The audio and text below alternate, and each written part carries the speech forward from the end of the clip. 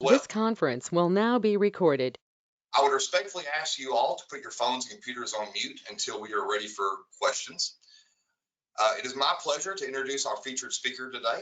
Lonnie Hunt is Executive Director of the Deep East Texas Council of Governments and Economic Development District, better known as DETCOG. DETCOG brings together counties, cities, school districts, and other local governments across a 12-county region, working together to coordinate regional planning, provide important services, promote economic development, and improve the quality of life for residents of the region. Lonnie's career has taken him all over Texas, but his home has always been Deep East Texas. Born and raised in Polk County, he has been a resident of Houston County for 45 years and previously served as a Houston County judge. He also has ties to Nacogdoches. His father grew up in Appleby. In his previous position with the Texas Association of Counties, Lonnie visited all 254 counties of Texas. DETCOG's regional broadband initiative began in 2018 with a regional feasibility study and market analysis. The network designed for phase one of a regional broadband network is now complete, and DETCOG is awaiting decisions on two major grant applications to fund its construction. Again, it is my pleasure to welcome Lonnie Hunt. The floor is yours. Thank you. And you know what? I'm on a different laptop today, so I may not be able to share these slides. If I can't, I'll send them to you. It's just an outline of some of the things I wanted to talk about today, just to give you kind of a general overview of DETCOG and who we are and what we do. And if I was a little smarter and quicker on the take, I might be able to figure this out. But at any rate, we'll see. I'll try one more time. It keeps giving me a message that I need to open some system preferences. So at any rate, I wanted to take a few minutes and just give you an overview of our organization. And before it's over, I'll give you a quick update on the broadband initiative that we have going on and where we are on that. I'll follow along with my slides here on my laptop since I can see them, and that'll keep me on track and hopefully keep me under Wayne's assigned time limit. DETCOG is the acronym that people are aware of. It stands for Deep East Texas Council of Governments. That's part of our name. Our complete name is Deep East Texas Council of Governments and Economic Development District. Back in 1966, we are 55 years old now. We actually started as an economic development district under the U.S. Department of Commerce Economic Development Administration, which was a new agency created when LBJ was president. And leaders in our region, I believe they were spurred largely by Arthur Temple and Charlie Wilson, who was a state senator at the time, got together and organized the counties of Deep East Texas to form this economic development district. And then a year or two later, under state law, they also became a regional planning commission of the state of Texas. So we are both a political subdivision of the state and an arm of the U.S. Department of Commerce, EDA, in our role as an economic development district and a council of governments. There are 24 of us regions around the state of Texas. 20 of them are urban centers surrounded by some rural counties, but only 4 of us are completely rural regions. Now, you know, we know Nacogdoches and Lufkin are nice sized towns, and I grew up in Corrigan, and I've lived in Crockett for 40 plus years. So to me, Lufkin and Nacogdoches are big cities, but in the definition of things from Washington and Austin, they don't qualify as an urban center. So we are one of those few cogs in the state of Texas that are totally rural. We have no urban centers. And in fact, we're one of the largest completely rural councils of government in the whole nation. The membership of DETCOG recently changed because the governor of Texas approved a request from Jasper County for Jasper County to transfer out of our region into the Southeast Texas region. That's not the first time that's happened, by the way. DETCOG originally included Hardin County, down around Kuntz and Lumberton, bordering with Beaumont. They were very active members of DETCOG, and after the 1970 census, the Census Bureau placed Hardin County in the Beaumont MSA. And after that, Governor Preston Smith, against the will of Hardin County, actually moved them into the Southeast Texas region. They kind of went kicking and screaming, but that's just the way it works. So at the moment, we have 11 counties, 34 cities, 1 Indian tribe, the Alabama Coshada tribe of Texas. We have 41 school districts that are members of DETCOG, 4 river authorities, a variety of other special districts like hospital districts, et cetera, county appraisal districts, and of course, economic development organizations like NEDCO and chambers of commerce, and then a number of sustaining members that support us. Our total budget this year is a little over $23 million. Interestingly, if you look at our local revenue from membership dues, we collect about little over $80,000 a year in membership dues, which means we are funding a $23 million budget on $80,000 of local revenue. That other $22,920,000 comes from contracts and grants with the federal government and state government. So I'm proud of the fact that we are leveraging really an $80,000 local investment from our region into a $23 million benefit for the region. I want to just briefly hit some of the programs. And by the way, our annual meeting and awards luncheon is coming up this Friday at the Pitzer Garrison Convention Center in Lufkin. I would invite you all, but I was told yesterday by my assistant that it looks like it may be sold out. But if there's someone out there that wants to attend and has not yet RSVP'd, if you'll call our office, we can at least get you on a waiting list. But at noon Friday, we're going to have our first in-person meeting in about 1.5 years. Our last in-person board meeting we were able to have was in February of 2020. And since then, we've been remote, but we are ready to come back out swinging, and we're looking forward, and I think everyone's looking forward to it. One of the things that will happen at that annual meeting is we'll present our annual Ralph W. Steen East Texan of the Year Award. Mr. Bill Elliott of Nacogdoches was the recipient of that last year. Even though we weren't able to have our annual meeting in person, we went up to Elliott Electric and surprised Mr. Elliott and had a little delegation go there in front of his staff and present that award. But so we'll highlight him a little bit and recognize him a little bit on Friday as well. And he will actually then announce our 2021 East Texan of the Year winner this Friday. So we're looking forward to that. We'll also celebrate our programs and our successes. And again, very briefly, I just want to boom, highlight programs that DETCOG is involved with, because we're one of those organizations that most people have heard of, but really very few people know what we do. And I think that's because we do a lot of different things, and we're different things to different people, depending on how you or your organization interact with us. One of our areas of service is public safety. This is funded from grants and contracts, mainly through the governor's office. We coordinate homeland security planning for our region. We also coordinate response and activities during emergency situations. In our new facility, we have a regional emergency operations center. We invite the state of Texas to come in when there's a big enough emergency going on that we need their resources.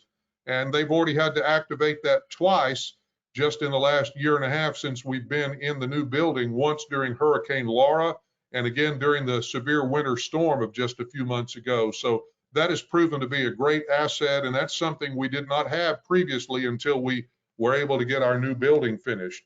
We also do a lot of law enforcement training, literally thousands of hours of law enforcement training. We offer the training in most cases free of charge to law enforcement officers throughout our region. All they have to do is pay their expenses to get to Lufkin, and sometimes we have satellite training out in other parts of our region too.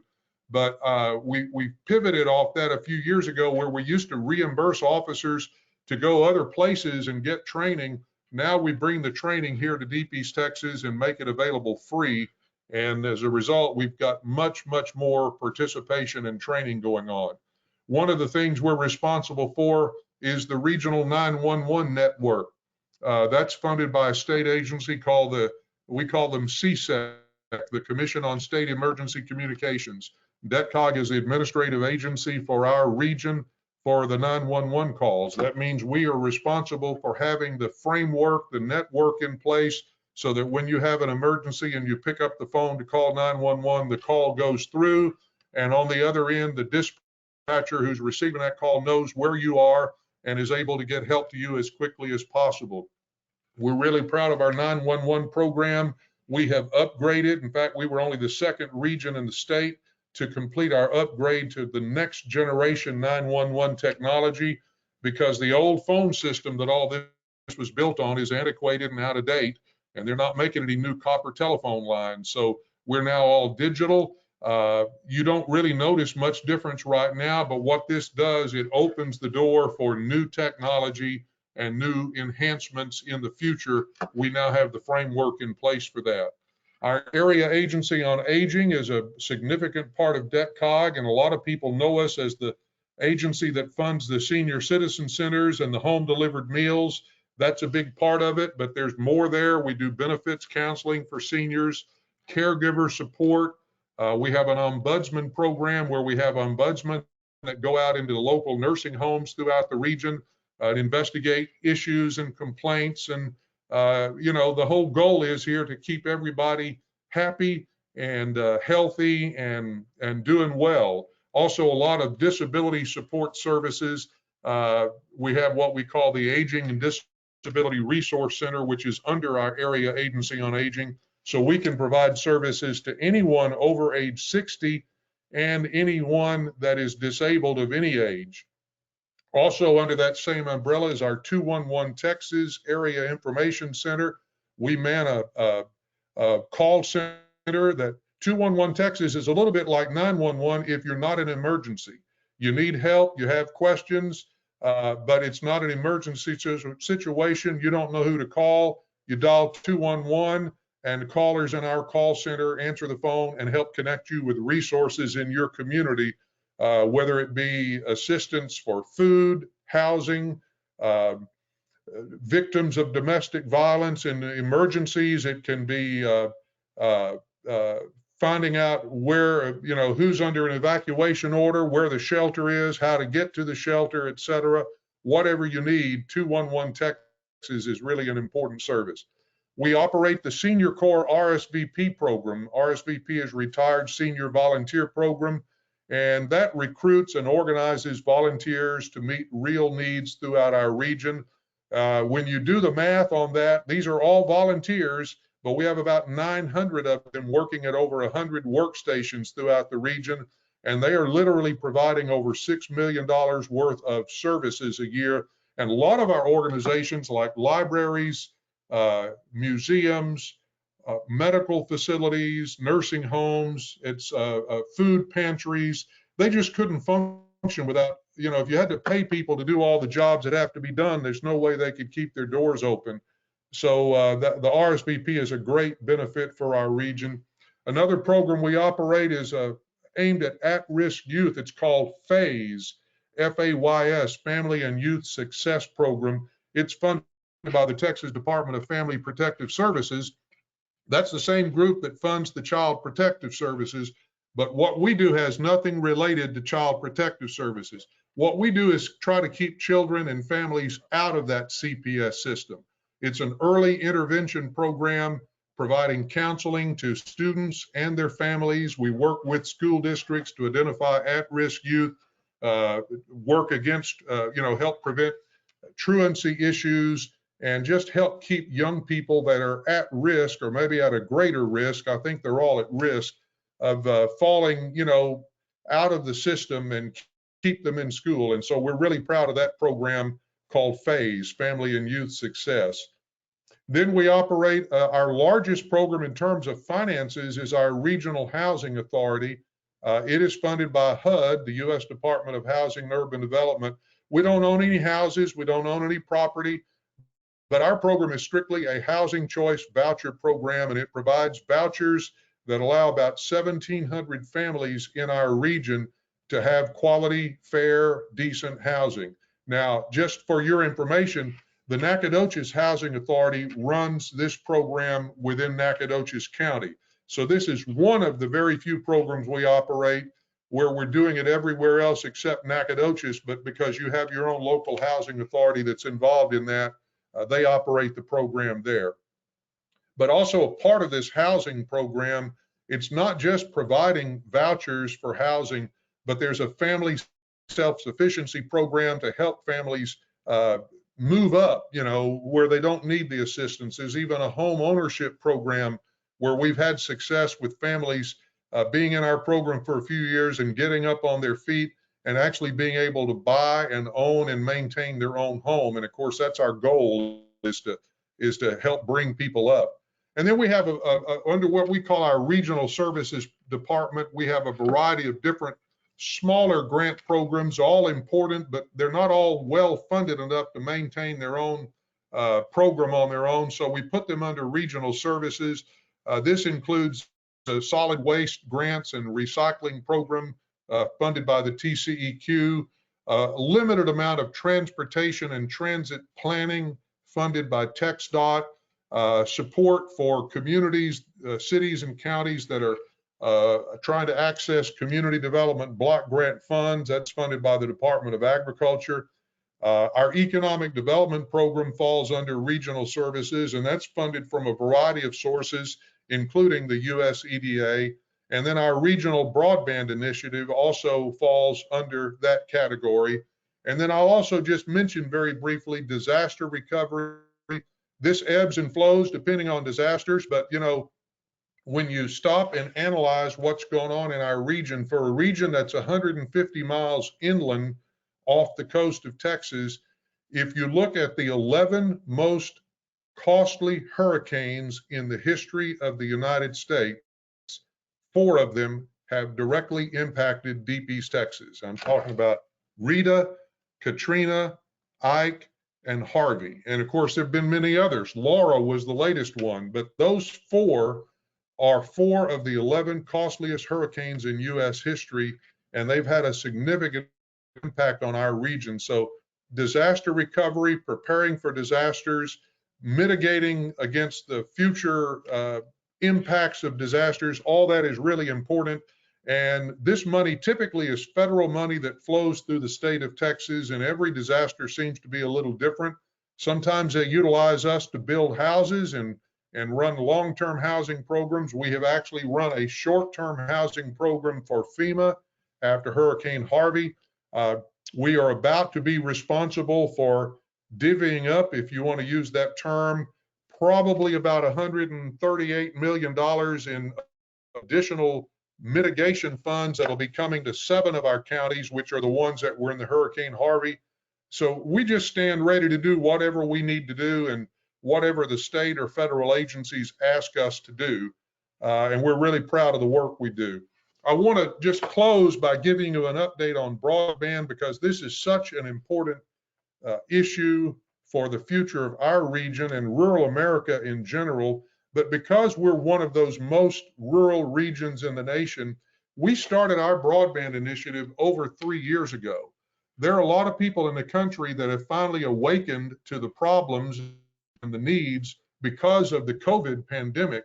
But this is not a pandemic issue. And as the pandemic goes away, our broadband needs are not going to go away or subside.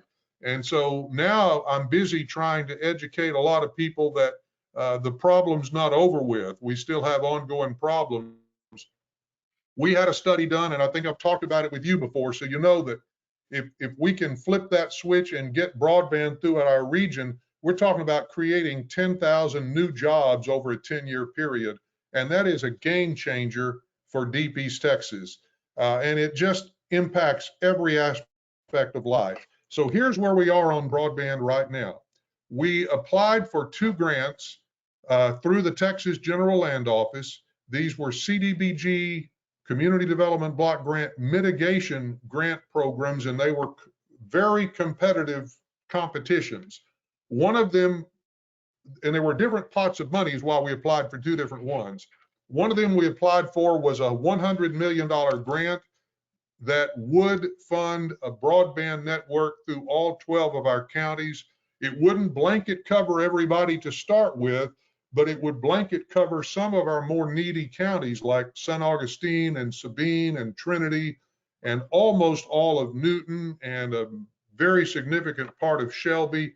And then other counties would get a little less coverage, but it would give us the framework to get this network going that we would then be able to come back and add to and expand to and eventually realize our dream of coverage for everybody, every single household and business in the region.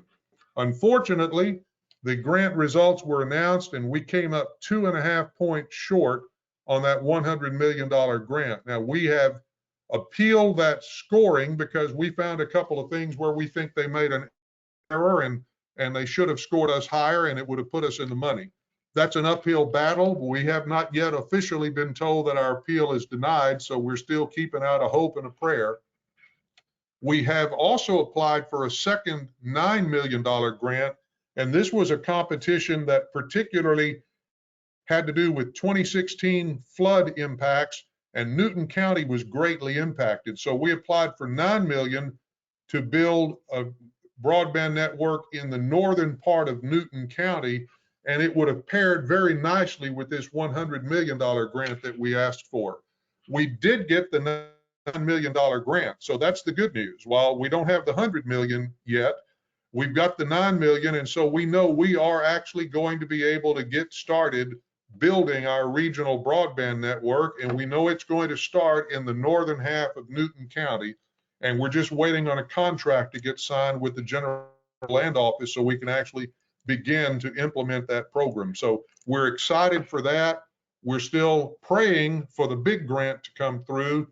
And if it doesn't, we are looking at various other options for where we can go get funding. And the thing about it is this particular grant program, we talked about how do you eat an elephant and it's one bite at a time.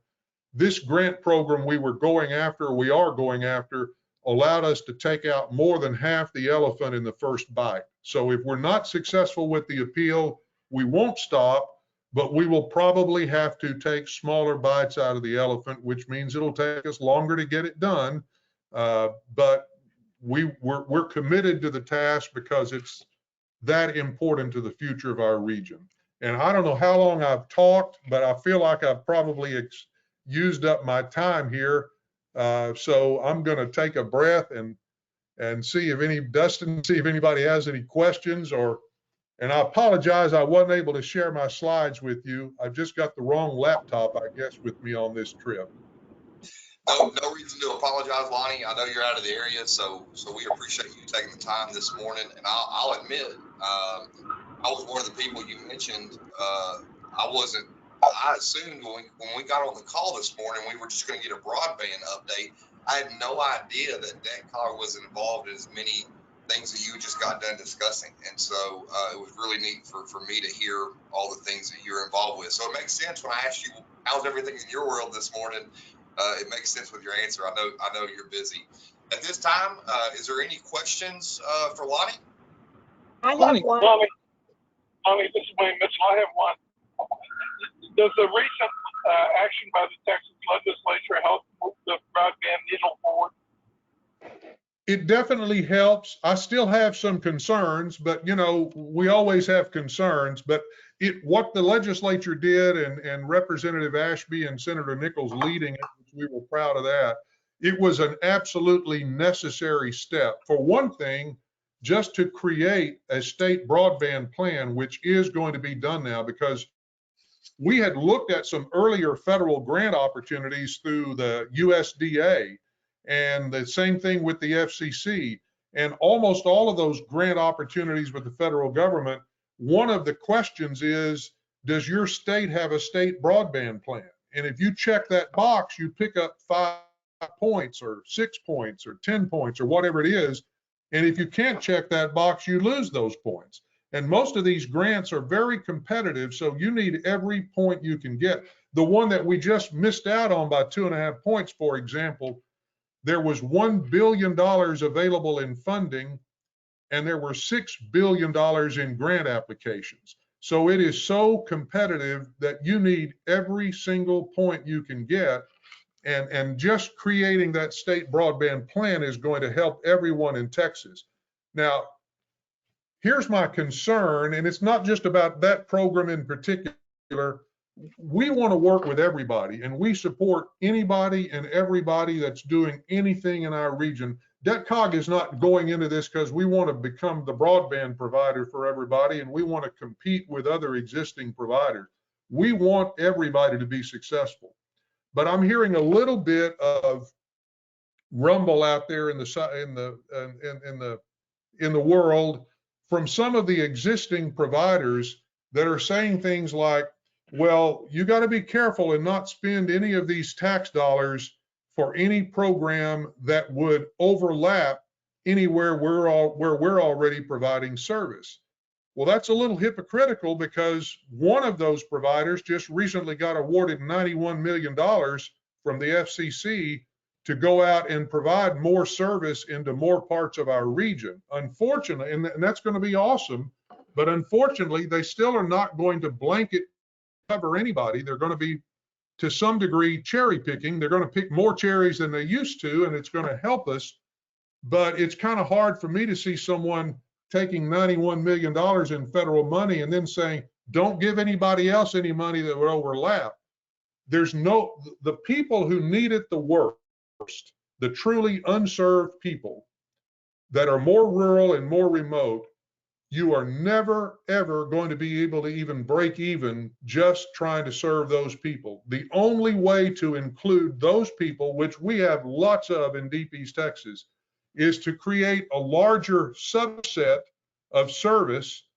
And it's like the electric cooperatives. If, they're able to provide service to everybody, no matter how remote they are, because they have everybody within the service area covered, and they're making a little profit off some, and they're losing money on some, but altogether they're able to sustain their service and make at least a small enough profit to keep the program going. And that's what we're going to have to do with rural broadband if we are ever truly going to blanket cover every one of those things. And the other point that and if you all can help me, then help me. This idea that we can't spend any more tax dollars to duplicate or overlap any service area. We have a lot of people in Deep East Texas right now that have one choice for internet. It is typically not a real good choice. The service is not good, the speed is not good, and the cost is high. There's nothing wrong with somebody else, whether it be us or anybody else, coming in and overlapping those same areas. So what we're talking about is, for a lot of people, giving them their first choice, but for a lot of other people, finally giving them a second choice. And when that happens, the consumers are going to benefit, because I guarantee you the existing providers are going to step up their game, and they're going to provide better service, higher speeds, more competitive pricing, and the people are going to benefit from it. This idea that we can't have any overlap of service, if that is the prevailing idea and that rules the day in Austin or Washington, then we can kiss goodbye the hopes of ever getting everybody in Deep East Texas covered. I know I'm preaching, I'm sorry. No, you're good. Well, I think it's something that affects a lot of people. I know there's a lot of people in this call it affects, and it affects a lot of people in this county and region. And so it's something that's very, very important to, I think, almost all of us. Donna, I know you had a question. You want to go ahead? I think we got time for one more.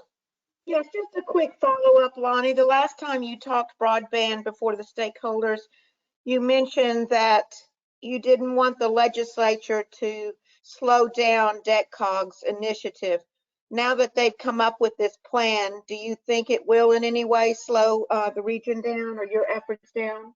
No, I haven't seen anything in the bills that would have a negative impact on us at all. And we hope will have a very positive impact moving forward. But I haven't seen, if there's anything in there hidden away that we hadn't discovered yet, we haven't seen it. We're very pleased, and we're very thankful to Representative Ashby and Senator Nichols and everybody. Those bills, remarkably passed through the legislature. I can't remember if it was without opposition or with only 1 or 2 votes in opposition. So it was remarkable the support that received from people all over the state and both political parties. Well, thank you so much, Lonnie. I definitely learned a lot this morning, so I can't tell you how much we take you. I appreciate you taking the time this morning to educate us and update us on some of the things that DECCOG has going on. So I think at this time, we're going to move forward to our community partners. So Lonnie, you're more than welcome to stay on and hear some more information. And if you need to run, we understand that too. I'm going to run only because I've got 3 or 4 more things I got to get done this morning. But thank you all again so much. I appreciate you. We understand. Thank you. Thank you, Mr. Hunt. I am pleased to welcome the president of Stephen F. Austin State University, Dr. Scott Gordon. Good morning, Dr. Gordon. How's everything at SFA? Good morning. Everything at SFA is going just fine. I do want to say that, you know, over the time that I spend in Austin, I'm constantly hearing that SFA is the best kept secret in Texas. Well, we're going to change that. We no longer want to be a best kept secret. So I'm going to talk to you today about the month of July and what we're doing to change from being the best kept secret to not a secret at all. So our athletics team, or our athletics program has what's called the Purple Lights Fund. And they are going to be doing a Purple Lights Fund summer tour throughout Texas, primarily East Texas. And there's 5 dates that they've set up, Monday, July 12th. And this will be coaches, possibly some student athletes, and our athletic administration, like our athletic director. But Monday, July 12th at the Oil Horse Brewing Company in Longview. Tuesday, July 13th at Times Square Grand Slam in Tyler. Wednesday, July 14th at the Texas Truck Yard in Dallas. Thursday, July 15th at the Yard House City Center in Houston. And Friday, July 16th, Marais Restaurant in Dickinson. And we'll take a few days off, and then we go on a 10-day tour. And this is a little bit different, this 10-day tour. This will include the SFA administration, the members of our advancement office, our enrollment management office. We'll be having events for donors, alumni, students, current students, prospective students, educators, so K-12 teachers, and families, as well as send-off events for our students who have already been accepted and are going to be enrolled in the fall. And so July 22nd, 23rd, and 24th, we're going to be in Houston. And that's going to cap off on Saturday night, the 24th, with the SFA University Night at the Houston Astros game. And then we go back to work July 28th. We're going to be in Tyler at the Grove. And then Thursday, Friday, Saturday, we're going to be in Dallas, Fort Worth area, which is going to cap off with the SFA night at the Texas Rangers. And then we head to Austin in Central Texas, August 1st and 2nd. And we cap that off with a luncheon on August 3rd in Austin. So this is what we're calling the SFA Roadshow. And so we're going to be pretty much the whole month of July out and about across Texas to get our name out there and to let people know all the great things that are happening here at SFA. Thank you, Dr. Gordon. You know, I hear summertime, and I think everybody in education gets a break. I think you're going to have to wait till August before you get a vacation. Well, thank you so much for the update. Any questions for Dr. Gordon at SFA? All right. If not, we're going to move on. I'm now pleased to welcome our Nacogdoches City Manager, Mario Carazellis. Good morning, Mario. Hey, good morning, Dustin. How is everybody doing today? Good. I hope everyone's recovered from Blueberry. Really great event. It was good to see all those folks out and about in our downtown square or I guess 2 Saturdays ago now, but a really good event. So really fun to see everyone. And Scott Gordon can really flip some mean pancakes there. So he's really good at that, handling that griddle. Just wanted to give a quick Because I'm a update. jack, I can flip pancakes like a lumberjack. Oh, yes, very good. Just wanted to give the group an update. We're in the middle of our budget presentations with our city staff. Here's round 2, and so we'll be presenting this to council in mid to late July. But an update coming up next week that I'm actually kind of happy to present or talk about if there's any questions. The Mexican consulate is going to be in Nacogdoches starting June 28th through July 2nd, so a Monday through Friday. They're calling it their Consulate on Wheels, and they're going to be hosting all week long at the North Street Church of Christ at 3914 North Street. They are there to assist those Mexican citizens that need assistance with identification cards, Mexican passports, and other types of documentation that they need for their home country in Mexico. We're excited about that because they're coming to the consulate of Mexico is going to be here from the Dallas area, the Dallas region. So they'll be here in Nacogdoches. Along the way, we're going to also have, and Larissa can maybe fill in a little bit more of the blanks. NEDCO is going to be hosting a small job fair there for those in attendance. Also, the fire department will be providing COVID vaccines for those in attendance, and that's just an opportunity where folks can come into town, take care of business they need with the Mexican consulate, and that's just another way that we can work together to bring those amenities to our local residents that are here in the region. So just wanted to pass that information on. If anyone is interested in getting registered with the consulate, if they can please contact 1-877-639-4835. That's 1-877-639-4835. Folks that need to work with the Mexican consulate, they do need to make an appointment. Please do not just show up. Please make an appointment with the Mexican consulate at that phone number, and they will take care of you from there going forward. So that's all I have to report. It's a busy time for us. Like I said, we're in the middle of a budget cycle. We're having conversations with City Council about downtown master plans and comprehensive land use plans. We're in full force with all our recreation programs, and things are back opened up here in Nacogdoches, and we're excited to have people coming in and out of our city to enjoy the fine offerings of our community. And with that, I'll be happy to answer any questions. Any questions for Mario? Mario, just real quick, I know it just seems like there's a lot of positivity going on, so I want to thank you and the city leadership. I know with Jimmy Mize, I've just heard a lot of great things going on right now, so thank y'all, and appreciate all that you do. Great, thank you very much, appreciate it. Now we'll please welcome the president and CEO of the Nacogdoches Economic Development Corporation, Larissa Philpott. Good morning, Larissa. Good morning, Dustin. Hello, everybody. I hope everybody's having a good day. Just a couple of things. Thank you, Mario, for talking about the Mexican consulate visit. We will have a job fair there.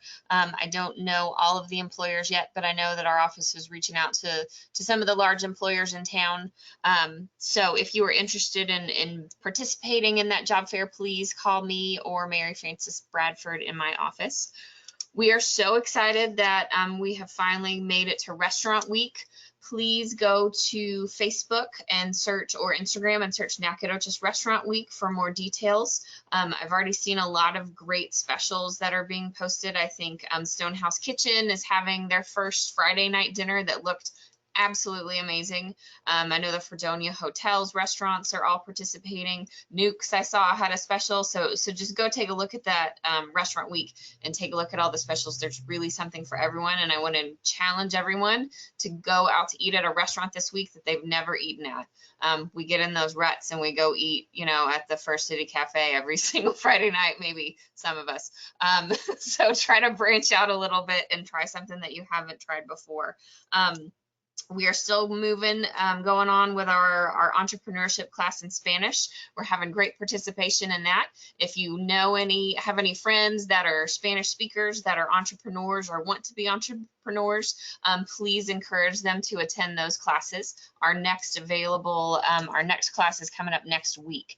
And then also in conjunction with the chamber, Dustin, I wasn't sure if you were going to mention this. We have our business development series coming up on June 30th at 8:30 a.m. That will be in person and online. And this one will be dealing with financial statements. I think the number one question we get in our entrepreneurship classes is about finances and how to track them, how important are financial statements, how does that work? I don't understand what it is. And I can say during COVID, when there was government money available, government grants, and I know Dustin can nod at this, those PPP loans were made so much easier if you had a good financial statement, and it can be super simple, but there's some basic things that need to be in that financial statement. And also if you're working with an accountant already, this class will teach you how to read that financial statement that they give you, because it's important not only to have it, but to understand it. And that's what this class will do.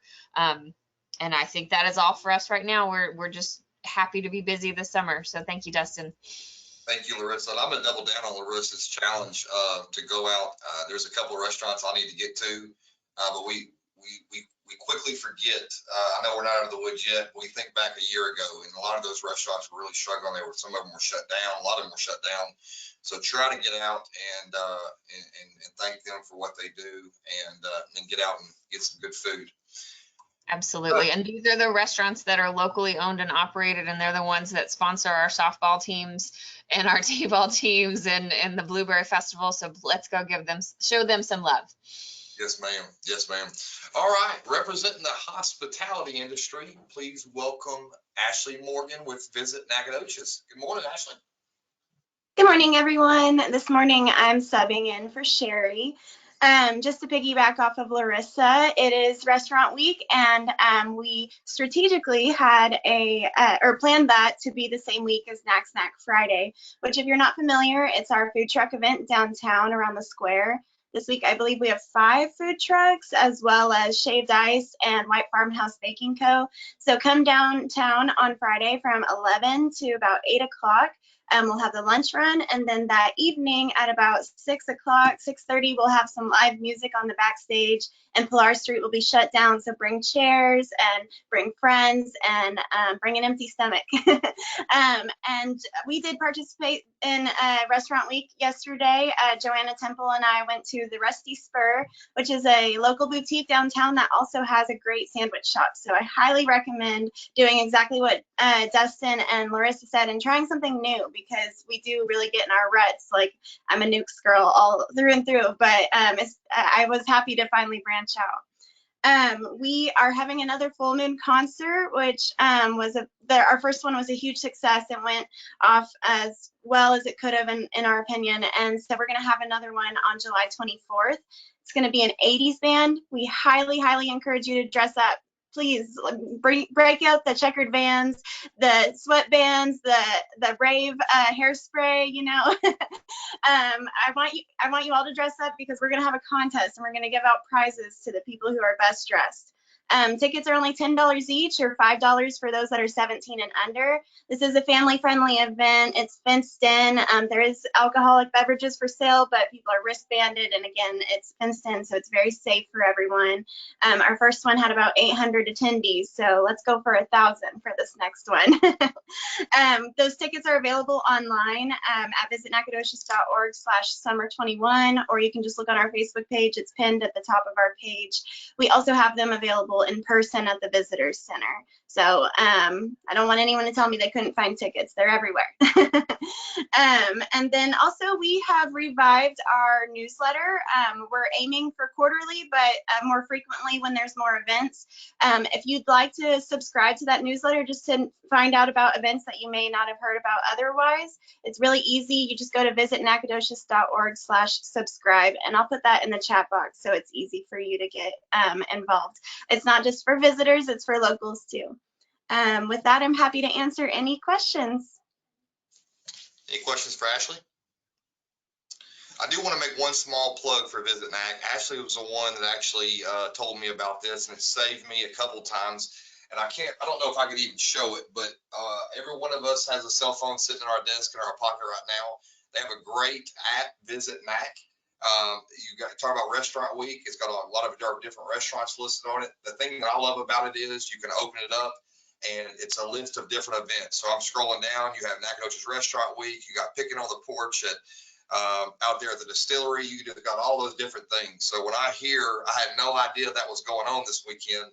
I'm going to ask you if you have Visit NAC downloaded on your phone. It's right there. Makes it super simple. It's very clean. And so thank y'all, Ashley, for giving that to me so I can have some sense of direction in my life. Thank you. Best plug ever. It's helped me out a lot. So moving on to a really good friend of mine, representing the social services community, President and CEO of the Nacogdoches Area United Way, the one and only Gary Lee Ashcraft. Well, thank you, Dustin. Thank you for having us here. That's for you, Charlotte. And Ashley, I want to tell you, I'm glad to hear about the app. I'll get Kenny Rena, who's in here with me, to load it on my phone. I'll see you on Facebook and share you all every time.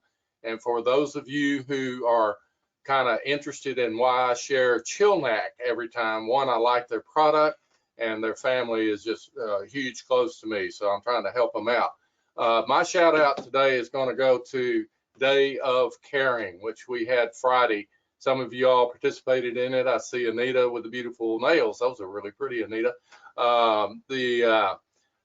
We had a tremendous success. It was a smaller group, had great sponsors. I won't name them all because I don't have enough time here.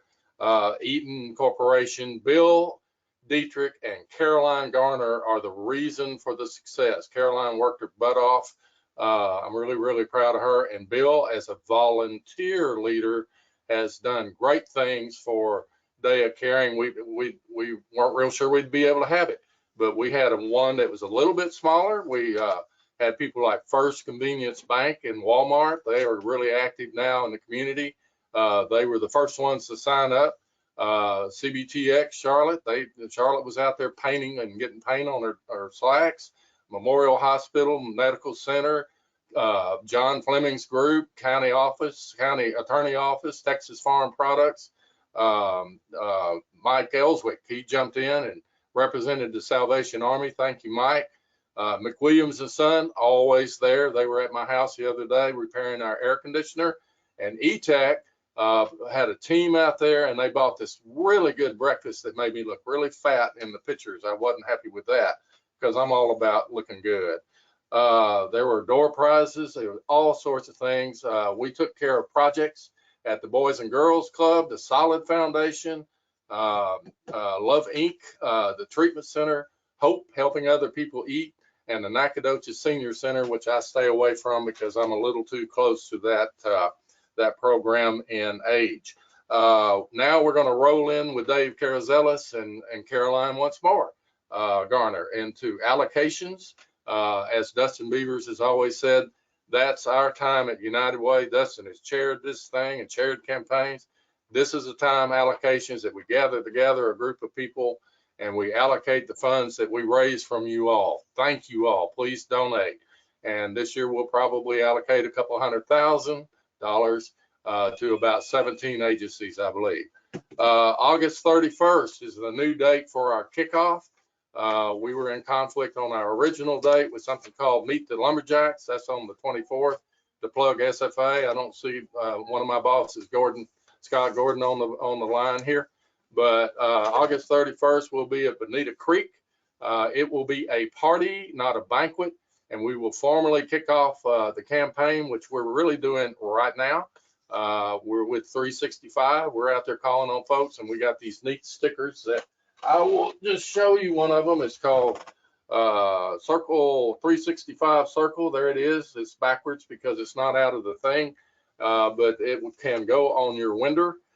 It's window in East Texas, and you will be a 365 Circle member, kind of like the Circle K Club. Get it?